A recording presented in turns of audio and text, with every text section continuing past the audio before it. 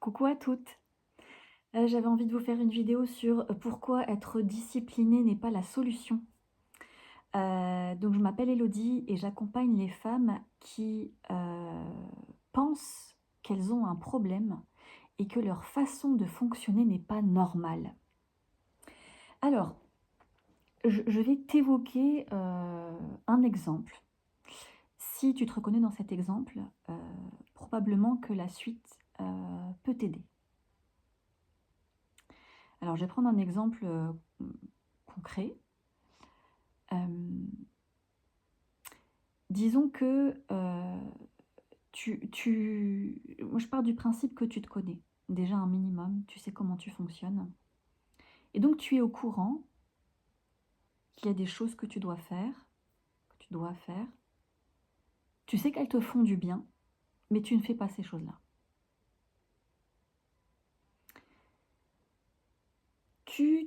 Ça fait quelque temps, tu te dis oh là là, ce serait bien que je fasse une activité de dessin. Et il faudrait que j'aille m'inscrire à l'association là-bas pour faire du dessin. Et donc c'est une idée qui vient et qui revient, et puis tu te vois avoir cette idée de manière récurrente et pour autant tu passes pas à l'action. Et donc tu te vois ne pas passer à l'action et puis tu te juges quand même de ça, donc euh, tu te vois ne pas y aller, hein, le temps passe et plus le temps passe, moins tu y vas. Et moins tu y vas, du coup, ben, plus tu te juges. Donc il y a une accumulation de jugements qui, ah, je devrais le faire, ah, je devrais y aller, ah, mais pourquoi j'y vais pas, faudrait que je le fasse. Voilà, et il y a toujours quelque chose qui fait que tu y vas pas, et tu t'en veux en fait de pas passer à l'action, parce que tu te dis, mais putain, mais ça me ferait du bien, mais je ne le fais pas. Et puis, il y a un moment donné, un peu comme une énergie sortie de nulle part, allez hop, c'est bon, je me mets un coup de pied au cul, là j'y vais, je vais m'inscrire. Tu vas à l'association, tu prends les informations, les gens sont sympas et tout, tac, ça te redonne un peu de good vibes, dis ouais, j'ai bien fait de venir et tout, c'est cool, tu t'inscris et tout. Et puis donc voilà, tu vas au premier cours une fois, puis ça, tu sors d'ici, ça te fait du bien, hein, tu vas au deuxième cours, et puis tu vas au troisième cours avec un petit peu plus de difficulté, et puis au final, tu y vas de moins en moins et jusqu'à ne plus y aller. Et à la suite de le fait de déserter l'activité, tu peux te dire, mais tu te vois recommencer en fait ce truc-là, d'abandonner. Et tu te dis, mais putain, mais je suis nulle, je ne suis pas capable d'aller au bout de mes projets, je ne suis pas capable de m'engager, je ne suis pas capable d'être disciplinée, de tenir sur la longueur, je ne suis pas capable d'aller au bout d'un projet, peut-être que je l'ai déjà dit. Voilà, et donc il y a ces jugements qui sont là en boucle, et un peu aussi de désespoir, de dire, mais putain, mais je me vois faire ça, et je me suis vue faire ça un nombre incalculable de fois dans ma vie, où je veux faire quelque chose, non seulement je mets du temps à le faire, je le fais, ensuite au bout d'un moment je me mets un coup de pied au cul, je le fais, ça me fait du bien, mais j'arrête de le faire. Et là tu te dis, mais what the fuck, quel est le problème? Pourquoi, en fait? Et, et du coup, ça peut t'entraîner un peu dans une forme de résignation, de repli, et de, de, de faire naître bah voilà, tous les jugements que je t'ai évoqués jusqu'à présent, de te trouver nulle, de te trouver incompétente, voilà, et d'avoir toutes ces idées, tous ces jugements à ton égard, toutes ces injonctions aussi à ton égard, euh, qui font que, au final, tu te sens impuissante, parce que ben, tu connais très bien cette boucle-là, tu y retournes sans arrêt, et, et, et donc voilà, une forme de résignation et d'impuissance, et puis voilà, ça devient un peu comme une toile de fond en fait, un dialogue interne où tu te rends même plus compte, c'est un peu comme une décoration chez toi, un papier peint sur le mur, tu te rends plus compte que c'est là, mais c'est là, en boucle en fait, en filigrane. Et, Et puis bah voilà, après tu repars dans ta vie, dans tes habitudes, tu fais ton ménage, tu fais à manger, voilà, tu fais ta life, tes habitudes.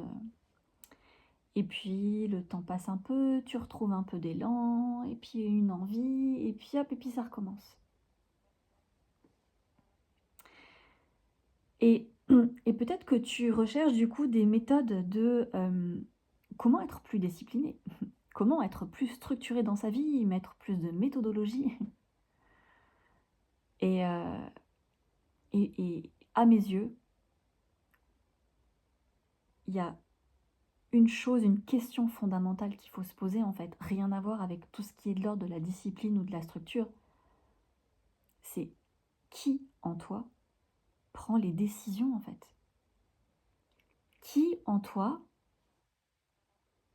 quand tu as l'idée de faire cette activité, ne veut pas y aller et procrastine. Je mets des guillemets à procrastiner parce que il y a beaucoup de négativité autour de ça et ça peut nous emmener encore dans une forme voilà, de jugement ou d'injonction envers soi-même. Pour moi, il y a toujours quelque chose à écouter. Si on procrastine, c'est qu'il y a quelque chose à aller voir. Mais je vais utiliser ça pour faciliter mon explication. Donc, qui en toi procrastine? Et qui en toi te met un coup de pied au cul pour y aller? Et donc, il y a ces deux mouvements en fait à l'intérieur. Et donc, au départ, c'est elle qui gagne parce que le temps passant, tu n'y vas pas. Puis au bout d'un moment, elle s'énerve. Puis elle se dit putain, allez, on y va.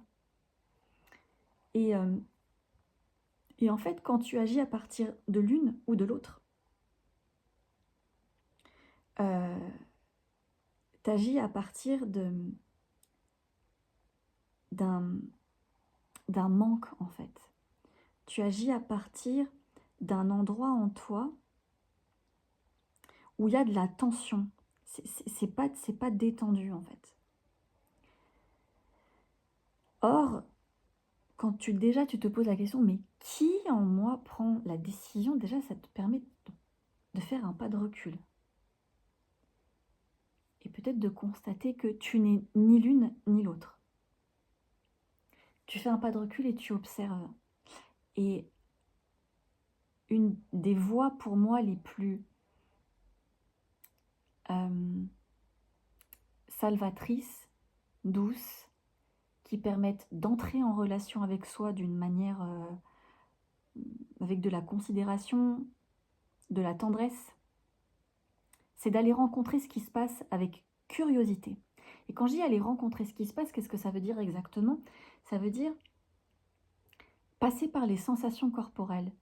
Parce qu'au moment où il y a retenue ou mise en mouvement, il y a une sensation corporelle avant en fait. Il y a quelque chose, cette retenue par exemple, ce qui fait que je procrastine. Qu'est-ce qui se passe dans mon corps en fait? Cette retenue, elle se situe où dans mon corps? Qu'est-ce que je sens exactement? Par exemple, si je pose ma conscience sur celle qui veut pas, qui procrastine, peut-être je vais sentir, je sais pas, une contraction dans ma gorge.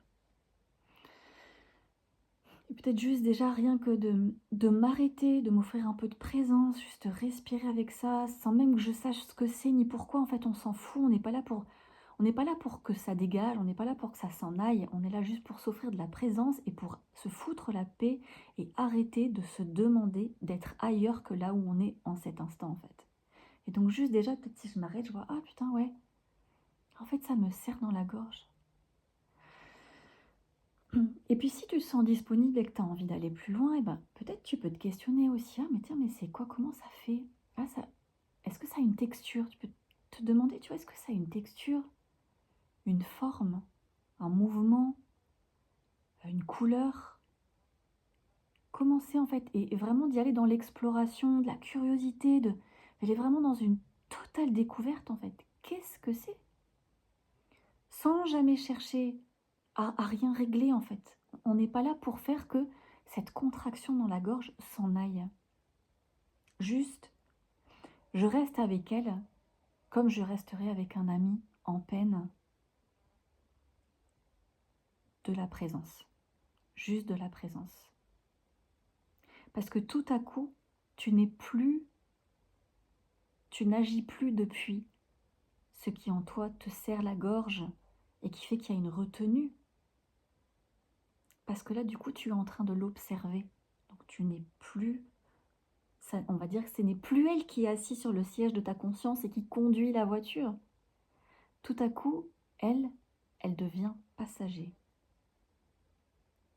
Et toi, tu peux reprendre le volant. Et pourquoi c'est une direction que je prends? Parce que pour moi, il n'y a pas plus intelligent et sachant que le corps. Et qu'il se passe des choses complètement dingues, en fait, qui vont au-delà de ce que notre mental peut s'imaginer. Et que parfois, simplement, juste en identifiant une sensation à un endroit du corps, ça peut suffire, en fait, à faire qu'il y ait une meilleure respiration, à faire en sorte que les choses se délient par elles-mêmes. Ou pas, encore une fois, on n'est pas là pour absolument trouver une solution, mais juste déjà de se trouver de la présence pour relationner avec soi. Parce que lorsque je me fuis moi-même, lorsque je ne veux pas aller regarder, lorsque je me demande d'être à un autre endroit que là où je suis, lorsque je me demande d'être disciplinée et d'aller de manière régulière à un cours, alors qu'en fait, il y a un endroit de moi qui n'a pas l'élan, alors je ne suis pas en relation avec moi, en fait. Je suis en relation avec une idée de ce que j'aimerais, en fait, une version idéale de celle que je voudrais être. Et c'est avec beaucoup de violence, en fait, parce que du coup, c'est une forme de maltraitance. Il n'y a pas de respect, pas de considération, il y a du jugement par-dessus le marché. Mais je continue d'aller toujours tout droit dans mon objectif, sans pas m'arrêter, en fait. Sans pas m'arrêter sur, mais en fait, quelle est ma réalité là, dans l'instant, là, maintenant, tout de suite? Et juste rien faire d'autre, en fait, que d'écouter et d'être avec. Et juste d'observer. Et la posture la plus aidante, c'est d'être dans la curiosité. Je découvre, j'y vais, ah mais tiens, c'est quoi? Ah mais qu'est-ce que c'est? Ah tiens, c'est étrange. Ah, ça me serre. Ah, ça fait comme des mains d'acier. Ah. Puis tu peux être touché. Peut-être il y a de la tristesse qui va venir. En fait, on ne sait pas. Peut-être ça peut être de la colère, peut-être ça peut être de la joie. Et puis ces mains d'acier, peut-être elles vont se transformer, quelque chose qui va fondre. Enfin, il peut se passer tellement de choses dans cette exploration corporelle qui fait que tout à coup, ta mise en mouvement n'est plus la même. Voilà ce que je voulais te partager. J'espère que ça t'a aidé. Écoute, s'il y a des notions qui sont pas claires, enfin, s'il y a des choses que tu aimerais que j'approfondisse ou que j'éclaircisse, n'hésite pas à me le mettre en commentaire, je serais vraiment